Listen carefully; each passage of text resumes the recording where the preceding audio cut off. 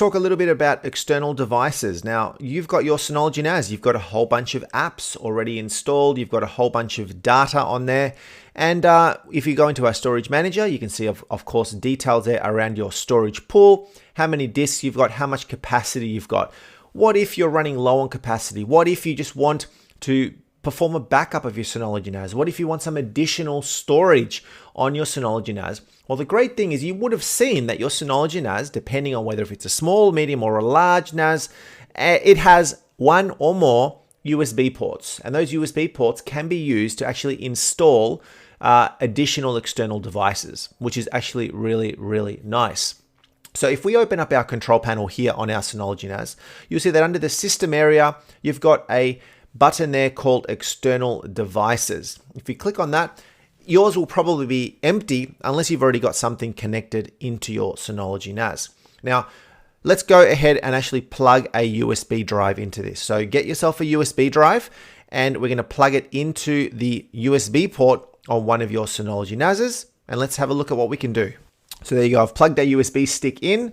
It's currently initializing because this is some new device that's been found. And look at that, it's actually found a few things in there. It's found that the manufacturer is a Toshiba. You'll see here are all the partitions. So I've used this previously, so there's a whole bunch of partitions on here, but I can't really do anything with it just yet. I can't really use it for anything. So what I'm going to do is I'm going to actually go ahead and format it. Now, of course, by you formatting this, you are wiping all the data off your actual hard drive. So let's select format, so that we can actually use it for something. Now, entire disk, warning all data will be erased. You can select a partition. In my case, you'll see that I had 4 partitions. So if you've got more than one, then you can do that, but we're going to select the entire disk.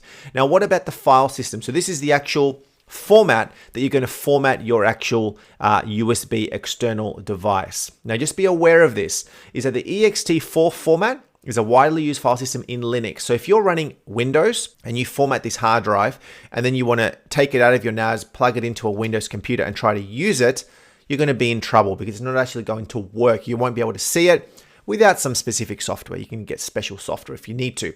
But what I recommend in this case, you could just use FAT32, and you can see it says that it can be used both on Windows and Mac. However, the created files cannot contain the following characters, and that's fine.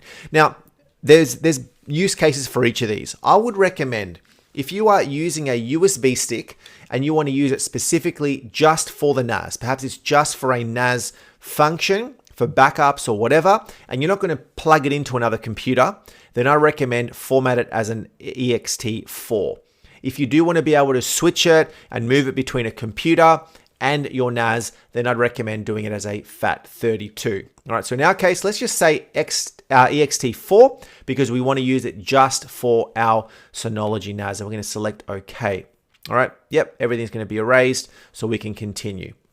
You see that the status has now changed to formatting, so it's going off and formatting that hard drive, that USB stick for me. Perfect, that is now done. You'll see that now has one single partition totaling 14.39 gig, or let's say give or take it to 16 gig in its raw form. All right, so that's the disk now formatted. So I can go into the settings area, see a little bit more information, like who do I want to get access to this USB stick, so you can actually grant specific access to any of our any of the users that we have set up. The other thing that you can do in here is also select some printers. You can select an add network printer if you want to be able to use printing.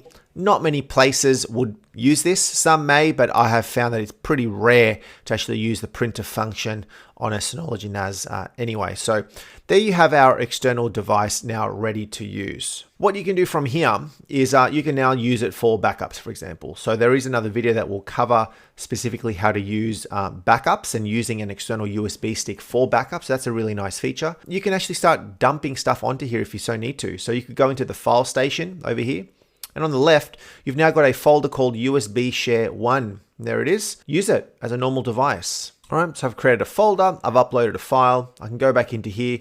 I can see that my USB shared folder right there has now got a little bit of storage. All right, so that's it. I can actually now use that USB share, that USB disk. Something else that's really nice is on the very top right-hand corner, you've now got an icon.